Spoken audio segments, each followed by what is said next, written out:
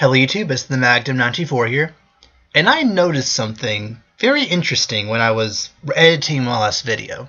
Now this is the same article I did last time, but if we scroll down to the bottom, this last paragraph here, I was wondering while I was making that video why he was so content about saying that the Switch will not be the next big thing, and that, you know, regarding that in this last paragraph here.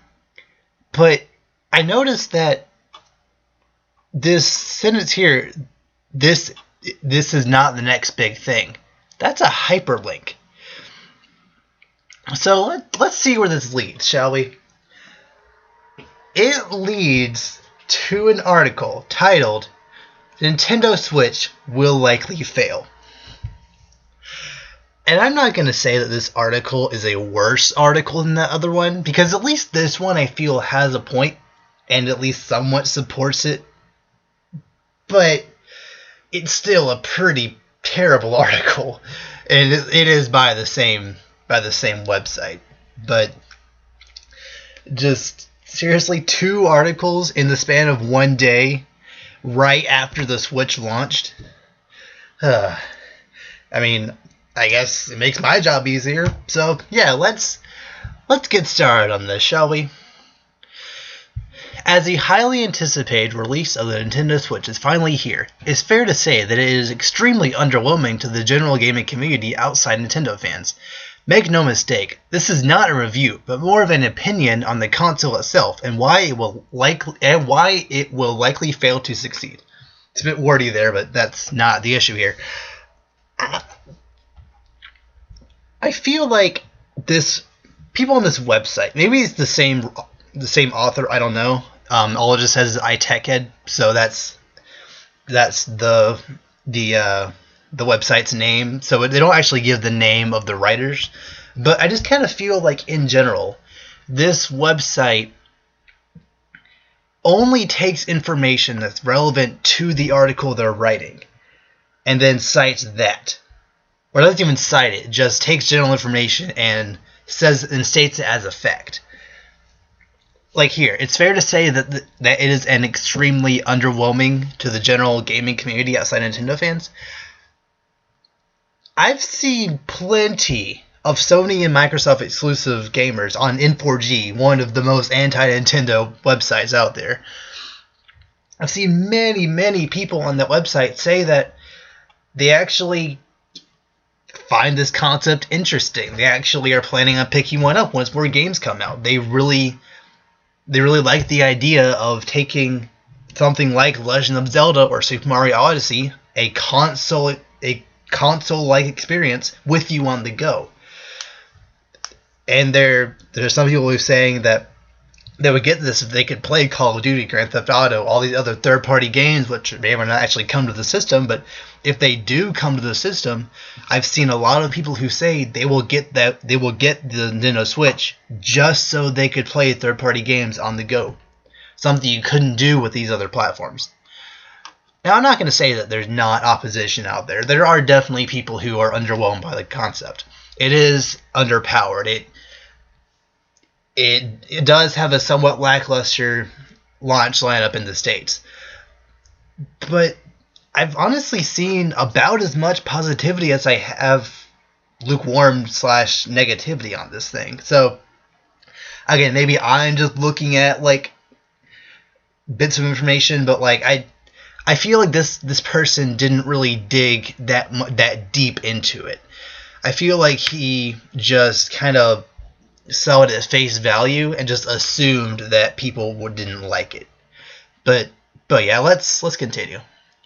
Now he's going to give the points as to why he thinks it's not going to succeed. The Nintendo Switch does not have many games available right now. It's probably the weakest launch lineup of games for any console ever released. What? Okay.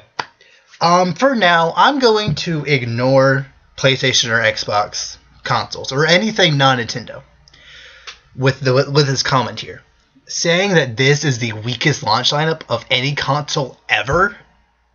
You're out of your mind. Like I've said before, The N64 launched with exactly 2 games in America. I think 3 or 4 in Japan, but still 2 games in America. Super Mario 64 and Pilot Wings 64. You're telling me that a system that launched with only 2 games... Now granted, Super Mario 64 is considered one of the greatest games of all time, but so is Zelda. Breath of the Wild, that is. You're telling me that a system that launched with just 2 games has a better launch lineup than something that launched with Breath of the Wild, Bomberman, I Am Setsuna, Shovel Knight, Fast RMX, Zipper Clips, Just Dance, Skylanders. There's one other. I think there's like one other kind of big indie game, but still, I just listed off 7 or 8 games right there. Yet you're telling me that is a weaker launch lineup than just 2 games? And I checked recently. It wasn't just, oh, those were the only 2 first-party games that released on the N64. There were 2 games, period, at the launch of N64 in America. So how can you possibly argue that the Switch has a weaker launch lineup than the N64? And I'm not knocking the N64. It sold amazing. It sold pretty good. The games in that system were really good.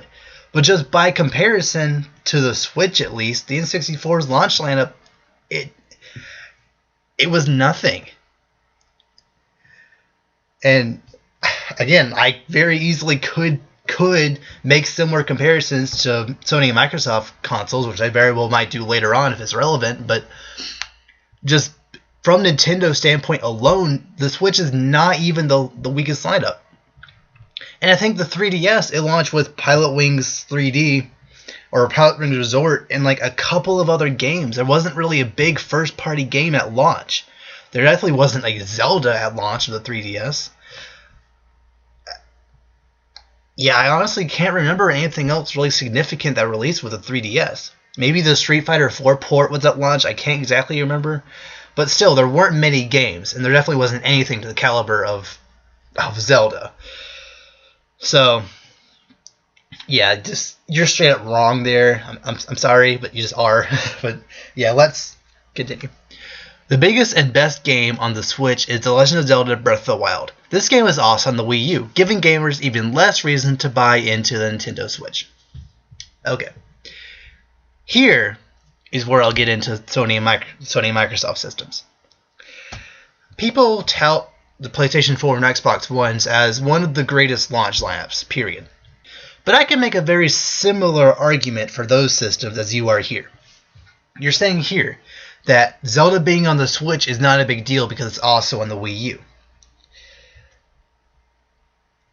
Sony and Microsoft, or Xbox One and PS4, they launch with 2 or 3, maybe 4 exclusives. I can think of 3 on the PS4, 3 at least on the Xbox One. 3 exclusives. The rest were third-party ports and remakes. So, how can you say that Zelda being on 2 systems is a bad thing when people touted the PS4 and Xbox One having such a great library, when honestly the majority of their games even now really are ports, third-party, like multi-platform games and remakes.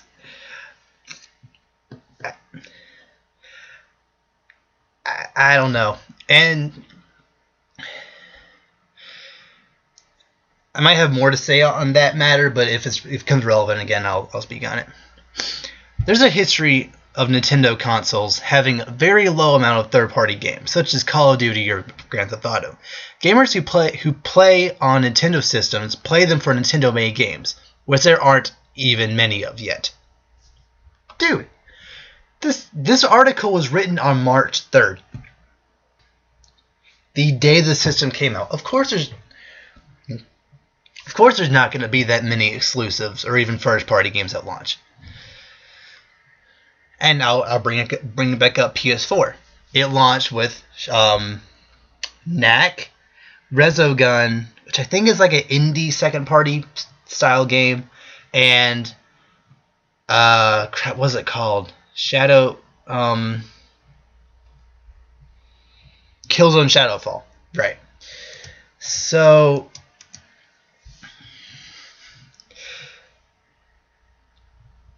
that only launched with 3 exclusives. The Switch launched with Bomberman and Zelda, 2 exclusives, which actually I checked. Both of those games actually have a higher... Well, actually, Bomberman might not have higher than Killzone Shadowfall, but it was pretty close. Both of those games, if we're just taking Zelda, which has a 98 on Metacritic, that is higher than every single launch game that came out on the PS4. Bomberman, I think, had like a 75 on Metacritic or something like that. Killzone Shadowfall had a 76, if I'm not remembering correctly. The highest game that launched on the PS4 was Resogun, has an 80. So, yes, it is true that there aren't that many first-party games right now on Nintendo Switch. But like I just kind of pointed out, there's hardly ever that many first-party or even exclusive games at launch. And even when there are, they're not always not necessarily of the best quality. That's one reason why I really appreciate why Nintendo was releasing the system in March, so that way when the holiday season does come around, you have Zelda, Bomberman, Splatoon, ARMS, Mario Odyssey, Xenoblade 2, Fire Emblem Warriors. There's more, but I can't think of them right now. But there's plenty of more exclusive and first-party games that are coming on the system, that are coming throughout the year, that by the time the holiday hits, there will be like 10 plus great exclusive games that you could play. So, and like I said earlier, 3DS, the main exclusive was Pilot Wings. On the N64, the only two games were Mario 64 and Pilot Wings 64. I can't think of a single system that's ever had a lot of first-party or exclusive games at launch. That just doesn't happen. That's not good business. If you put all your first-party and exclusive games right at launch, which is what a lot of people wanted for Nintendo to do. They wanted Mario Kart, which is another one I didn't mention. They wanted Mario Kart, Splatoon, ARMS, and Zelda, and Mario Odyssey all at launch. If you had them all at launch, what would you have for the rest of the year? Nothing. That's what. I'm sorry, but Xenoblade 2 alone in the holiday season isn't going to sell many people. You needed that Mario Odyssey. You need a Splatoon in the summer to keep momentum going. But yeah, people just seem to don't understand that.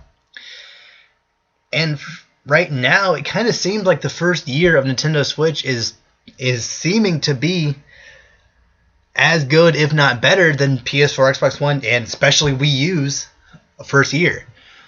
If I remember correctly, the PS4, its first year of exclusives was Infamous Second Son. And I don't really remember much else.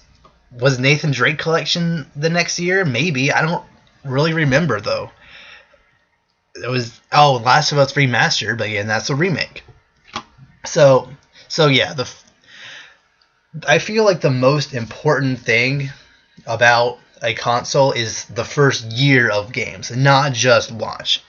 Having a strong launch is great, but if you just focus on first day sales and see that as how the system will do from there on, that's just not how you do it. And also, you don't even know if Call of Duty or Grand Theft Auto aren't going to be on the Nintendo Switch. We know that there's that giant list of third-party games and game engines that are supporting this system. And Take-Two, which encompasses Rockstar, is on that list. Activision, which makes Call of Duty, is on that list. So is EA. We very easily could get big third-party announcements at E3 or at a Direct later down the line. We just don't know yet. It's way too early to determine how third party games are gonna work on this system. So yeah, I'll just leave it there. Too niche. The Nintendo Switch is clearly an evolution of the design philosophy of the failed Nintendo Wii U. We all know how that turned out. Despite some quality first-party games, the Wii U was largely a commercial failure. It's looking very likely the Nintendo Switch will follow the Wii U's footsteps, not only in its similar design philosophy, but in its commercial failure. Care to elaborate?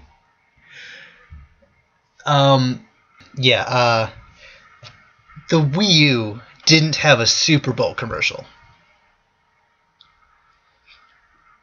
That's enough right there. I'm sorry, it just is. Nintendo clearly has learned from their mistakes. They just have. They're putting big games out there at launch. Like Zelda, they weren't just gonna launch the system with Mario and think Mario is gonna be enough to sell this thing. They're putting it out at a time so that they can allow themselves time to put great games on the system before the year is over. That's one of the main things that was wrong with the Wii U, is that it launched with Mario and Nintendo Land, and then nothing for like 8 months. The next exclusive was in August with Pikmin 3. So, are you saying that just because the Nintendo Switch kind of resembles the Wii U in its design, that it's going to fail? The Nintendo Switch is way easier to develop for. It actually is portable, which a lot of people wanted from the Wii U but couldn't get. It has multiplayer right out of the box with the 2 Joy-Cons. It has a seemingly actually good online service, at least from Bomberman and Fast RMX are seen to be doing pretty good online right now. Sure, it doesn't have all the features right now, but that will come down the line. Nintendo's already stated that. So saying that it's going to fail just because it looks similar, just because it's basically an evolution of what the Wii U was trying to do and failed at, is Nintendo not allowed to try that again?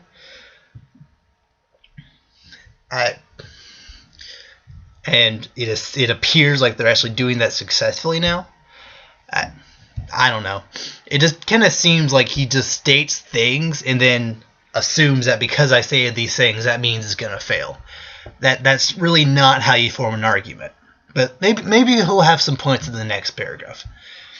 At this point, the Switch will not appeal to a gamer who owns a PS4 or Xbox One. Surely Nintendo knows that, right?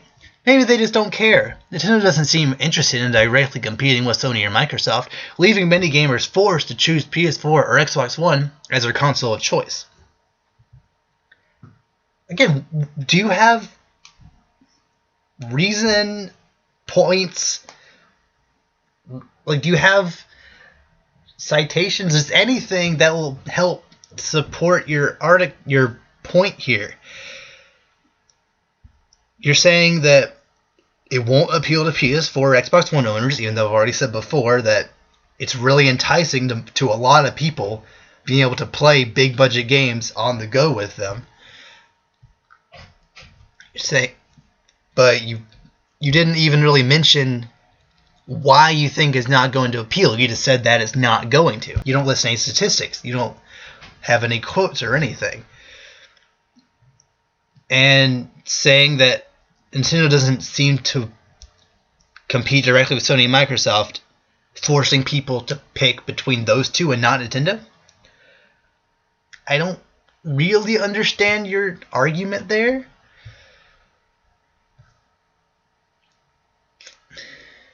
Maybe I'm just misreading it or overthinking it, but that just doesn't really...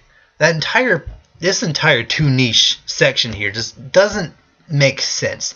You say a lot of things and you make a lot of assumptions, but you haven't pointed out any facts, or even it's just a lot of opinion based on what I don't know if you've even seen this or even really what you've just heard. So yeah, I'll just leave that here. If anyone in the comment section, again, if anyone in the comment section can point out where I'm not seeing something, or if I have a logical fallacy, point it out to me, I'm glad to address it and talk to you down below. Too expensive. This is the most obvious problem with the system, and probably its biggest challenge. The system costs $299. When you have to include any games you want to purchase, additional controllers, etc. Oh, then you have to. Okay. The console's accessories are also horribly overpriced, just like the system itself.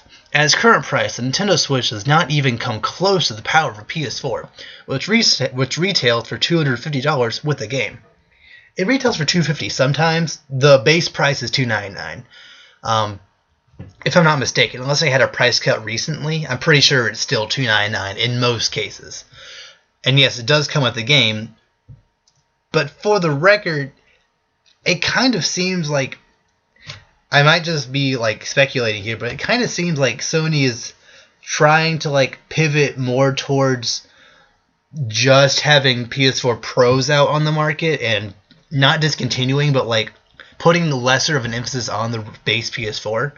The PS4 Pro is $400 without a game.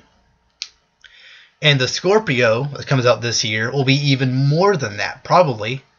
If not 400, it'll be either 400 or 500, if not even more than that. So yeah, those two systems, the Switch actually undercuts. Even if you add in a game, which is $60, that's still $360. And you can't even do that because the PS4 Pro doesn't usually come with a game. So that's $460 compared to the $360 for the Nintendo Switch. And yes, the Nintendo Switch accessories are a bit pricey, I will admit that. But gaming just is an expensive hobby. And kind of tangent to that, the PS4 and Xbox One controllers, they're upwards of $65. The camo and the other colored ones are $65. The base controllers are $60 for some reason. So you're telling me that a Nintendo Switch controller, which actually has more technology in it, is not worth more than a PS4 controller that's just a different color? Would people be as upset if it was $65? I honestly think they would, just because it's Nintendo, or even $60. I honestly think they would, just because it's Nintendo and they feel like Nintendo should cater to them and make their stuff cheaper just so they can. No, it doesn't work. Doesn't make business sense. This technology that's in the Pro controller probably costs way more than what's in the PS4.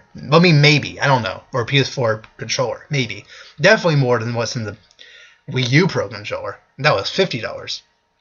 So, yeah. It's a Nintendo Switch. Is it pricey? Yes, it is. But like I've said before, do people really expect this thing to cost less than the Wii U did at launch? Or less, or even the same amount as the 3DS did at launch? This thing has way more technology packed into that little screen than both those systems combined.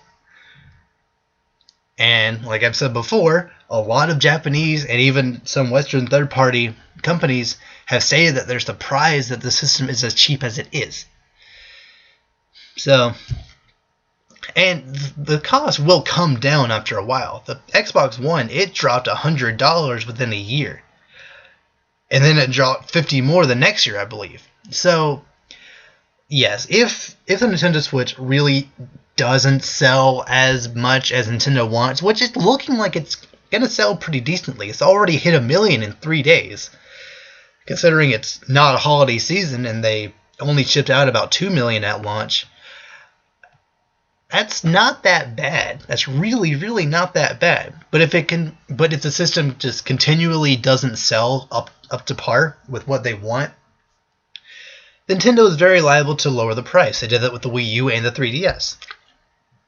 So yeah, there is definitely a chance for the price to go down. And I will admit, right now it does kind of seem like the price is the main thing that people are focusing in on and saying that they could change. So if that's your main complaint, then that's fine with me. So let's go on. Too weak. Designers made the Nintendo Switch to be played plugged in at home on your TV or portable on the go like a tablet. Obviously, this means the console tablet cannot run very hot or draw too much power. The system is extremely weak. The screen on the Nintendo Switch is barely 720p. Barely 720p? What does that even mean? It's either 720p or it's not. What? If you said barely HD, which 720p is technically HD, but it's not full HD, I could understand you saying that. But barely 720p? It just is 720p. It's like you put that in front of there just to marginalize the fact that it's HD.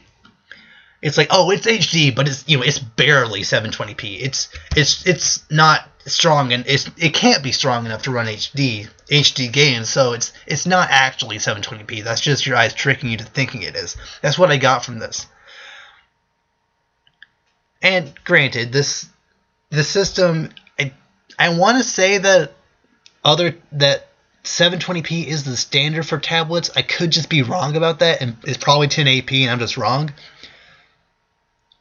But regardless, those tablets, gaming is not their primary function. They're allowed to have the high-res screen because they're not focusing all their power and effort into the graphics and into background information and whatnot.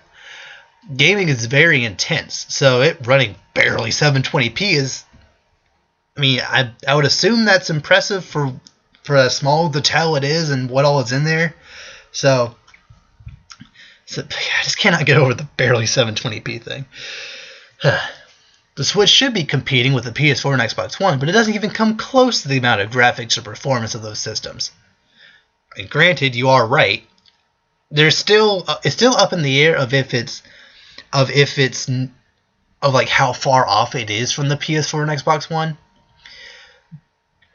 But even if it's like half an Xbox One, which I believe it's more than that, that's still more than powerful enough to run the majority of third-party exclusives or third-party games, as far as I know, especially since it does run all these engines like Unreal Engine 4 especially. If a game runs in Unreal Engine 4, it's super easy to port over. Like Miyamoto said, if a game is built from scratch up on the Nintendo Switch, or if it's ported from a PC, let's just go there. If it's ported from a PC, it takes less than a year. And that's if it's a game that was made for the PC originally and is then, after it's finished, is then being ported to the Nintendo Switch. So if they're made simultaneously, it'll take way less time than that. So I'm not going to say that its power isn't a problem, because it can be argued that it is. Later down the line, once the PS5 or whatever comes out, if it is leaps and bounds above even the PS4, the Nintendo Switch could potentially get left in the dust. But that didn't really seem to hold back the 3DS, which it had quite a bit of third-party games on there. A lot of them were third-party exclusives. So if it sells enough and it actually does seem appealing to third-party developers to put some games on the system, then they will do that. If the system sells like 30 million or more, then third parties will see that and see an opportunity to put their games on there. They should at least try, which is something they straight didn't do with the Wii U in a lot of cases. But yes, I will admit the Nintendo Switch is underpowered when docked, especially compared to the PS4 and Xbox One. But if the rumors about the like supplemental computing devices and whatnot that could come later down the line, that you can like put the Switch in and somehow increase its power, and that could remedy this. But yeah, there's nothing to boost that barely 720p screen that you're trying to downplay. Still on. Oh my gosh. That still just gets me. So yeah, I think I made my point there. The Nintendo Switch does not meet modern standards of modern gamers. It very much so exceeds them for handheld exclusive gamers like myself. And people who just had a PS Vita last generation, Although I don't know why you would, because I mean, why would you just have a PS Vita? But if people who just had a PS Vita or just had a 3DS, they're probably looking at this system like it's probably the greatest thing of all time. It's the most powerful handheld of all time that can also be hooked up to the TV. That's kind of how I'm looking at it. So it kind of exceeds my standards. Just throwing that out there. That is likely why it will fail. Its current weak library of games will improve over time, but its basic design, although cool, is hugely flawed and has many design compromises. Again, you never elaborated on what you mean by the design is flawed. Up here, you just kind of said that, or where was it? Yeah, here. You just kind of said that it looks like a Wii U, essentially, so it's going to fail. Which Nintendo has very much so helped in their advertising, especially in the Super Bowl commercial. They've actually shown what this system is, which is something they didn't do with the Wii U. They're showing that it is a tablet you can hook up to your TV and take it with you on the go. That's something they didn't do with the Wii U. So yeah, saying that it looks like a Wii U, therefore it's going to fail, is not an argument here. If you are a Nintendo fan and happy with the Switch currently offers, go ahead and buy one. It might be hard to find a release day though. We recommend regularly checking Amazon for stock. So then you're gonna say, oh, it's gonna fail. It's crap. It's stupid. It's gonna fail. It's the worst thing ever. But if you want one, you're like, I don't understand why. I don't understand the ending there. And one thing I kind of forgot to mention, in the too niche category, here, is I've heard arguments that it saying too niche. I've heard the argument that it doesn't really have an identity. It's a home console that you can take with you on the go, but it's also a handheld you can plug into your TV. That might confuse people and make it so that like only a certain group of people who, like an extremely small amount of people who are mainly handheld gamers, are going to want to buy this thing. Because in general, it kind of seems like handheld gamers and console gamers are kind of two different types of gamers. I personally do both, but I'm more so a handheld gamer. So this system really appeals to me. But it kind of seems like this system, to an extent, people can argue that it only really appeals to people like me, people who like to play handheld and console games. So I can understand that if that was your too niche argument. Which again, I've ran the numbers, and if it does get that crossroads between a 3DS and a Wii U, but it'll get at least 35 million units, which that might be a bit high. But I don't know. 35, it seems definitely doable, especially by the way the system is selling so far. So, but yeah, just overall, this article. Just something about iTechHeads in general, they just kind of state opinions as facts and then roll with them, and then just kind of speak like everyone thinks this way, which is in general not the case.